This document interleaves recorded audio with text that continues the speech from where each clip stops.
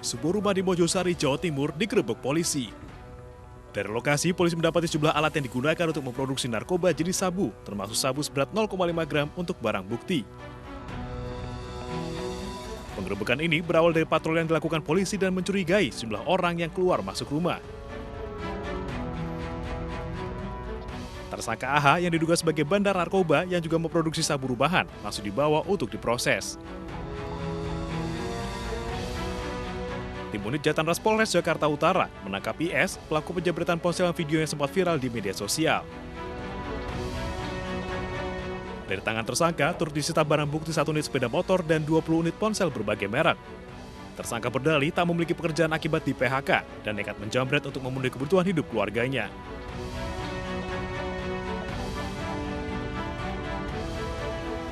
Dalam video amatir ini, warga mengusir buaya rawa yang tengah berjemur untuk memasuki perairan Sungai Cisadane di daerah Kecamatan Cisauk hingga Gading Serpong, Kabupaten Tangerang. Tugas BPBD Kota Tangerang meningkatkan patroli menyusuri sungai pada pagi dan sore hari, terutama di wilayah Kota Tangerang. Beredar informasi, 43 ekor buaya lepas ke aliran Sungai Cisadane dari penangkaran di wilayah Bogor, Jawa Barat. Tugas mengimbau warga yang tinggal di bantaran sungai untuk berhati-hati dan tidak perlu terlalu resah.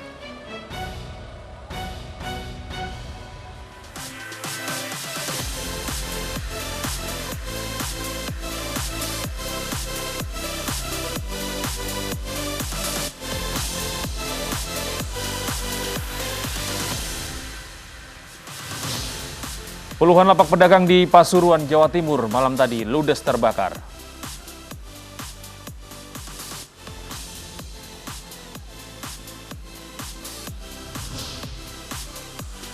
Imam Besar Front Pembela Islam Rizik Syihab dikabarkan akan pulang ke tanah air pada 10 November 2020.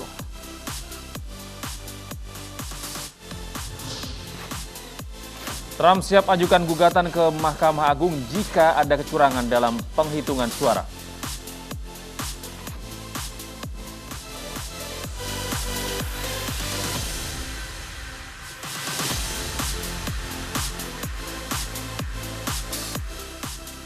Halo, selamat pagi pemirsa. Kami hadir kembali dalam MyNews Pagi melengkapi informasi Anda pada pagi hari ini.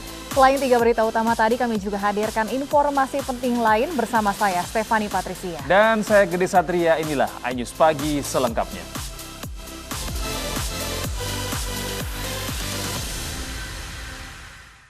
Pemirsa, kobaran api malam tadi menghanguskan puluhan lapak pedagang pasar di Pasuruan, Jawa Timur. Diduga kebakaran terjadi disebabkan arus pendek listrik.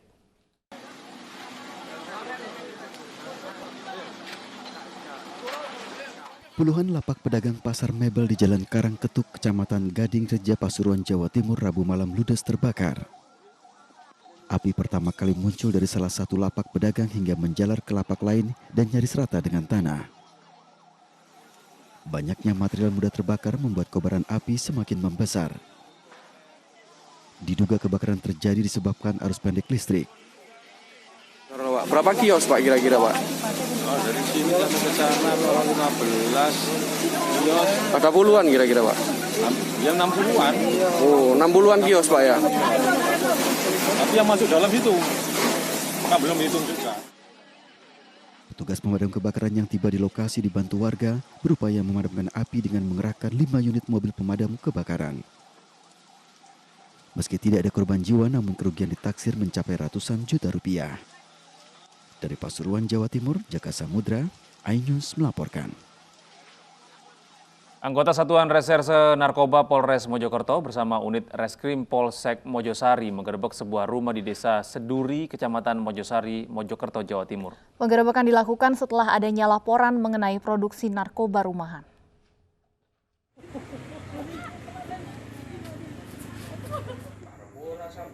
Sebuah rumah di Kecamatan Mojosari, Kabupaten Mojokerto, Jawa Timur digerebek polisi.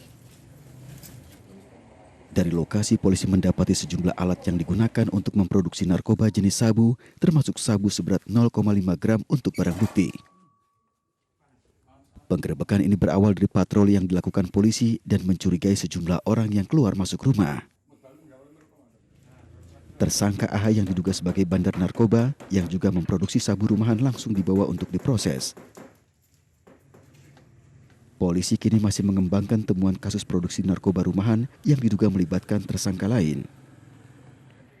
Dari Kabupaten Mojokerto, Salahuddin, iNews melaporkan. Badan Narkotika Nasional BNN Provinsi Jawa Tengah mengungkap peredaran narkoba jenis baru berupa permen yang mengandung tetrahydrocannabinol atau THC dari Amerika Serikat. THC merupakan senyawa utama yang terdapat dalam tanaman ganja dan dapat menimbulkan efek halusinasi bagi penggunanya.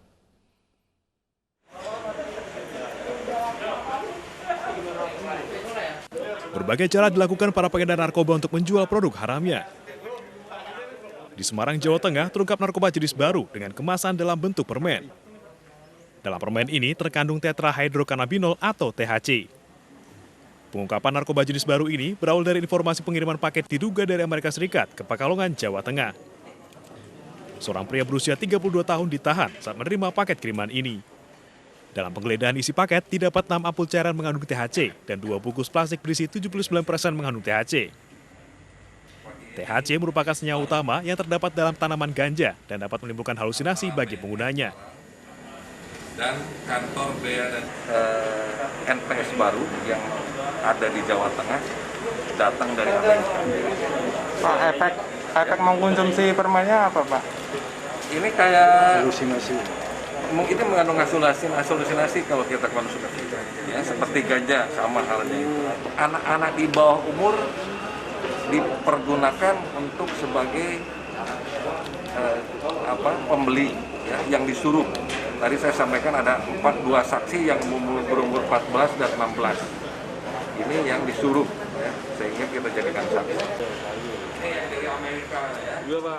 Dari pemeriksaan petugas, pelaku mengaku mendapat kiriman barang paket dari temannya dari Amerika Serikat dan untuk konsumsi sendiri. Namun ternyata barang ini diedarkan dengan memanfaatkan anak-anak di bawah umur dan media sosial. Dari Semarang, Jawa Tengah, Wisnu Wardana, iNews melaporkan. Pemirsa, misteri tewasnya seorang guru mengaji di dalam sumur akhirnya terkuak. Korban ternyata dibunuh oleh suami dari asisten rumah tangga korban.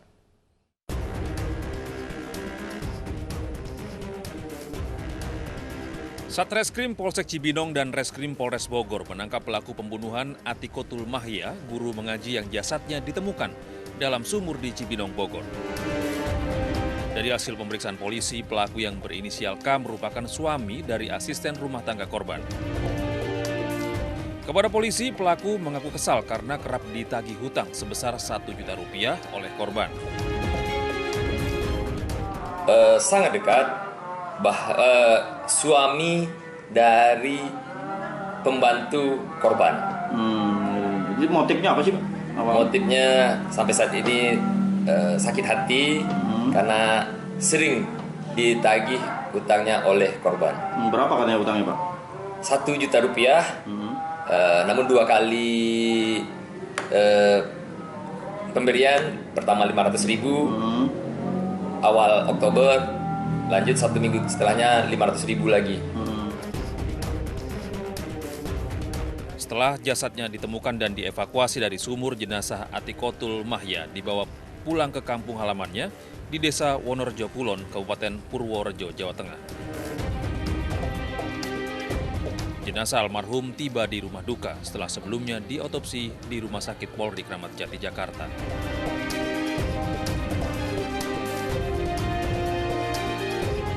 Sebelumnya warga kampung Citatah, Kelurahan Ciriung, Kecamatan Cibinong, Kabupaten Bogor digegerkan dengan penemuan jenazah Atikotul Mahya di dalam sumur resapan milik keluarganya. Korban sempat dilaporkan pihak keluarga menghilang sejak 3 hari lalu saat perayaan Maulid Nabi Muhammad.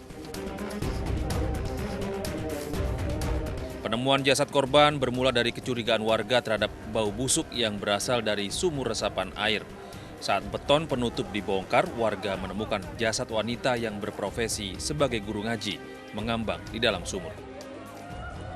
Dari Bogor, Jawa Barat, Wildan Hidayat, iNews melaporkan.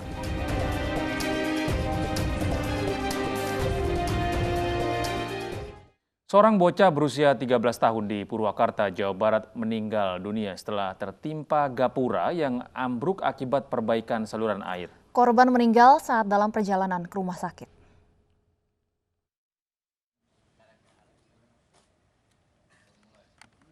Jasad bocah bernama Asep Apriyani berusia 13 tahun ini terbujur kaku di ruang jenazah Rumah Sakit Bayu Asih Purwakarta, Jawa Barat. Korban meninggal dunia setelah tertimpa gapura di perumahan Bumi Jaya Indah, Kelurahan Muncul Jaya, Kecamatan Purwakarta pada Rabu siang. Peristiwa terjadi saat sejumlah pekerja tengah menggali tanah untuk memperbaiki saluran air di tepian jalan.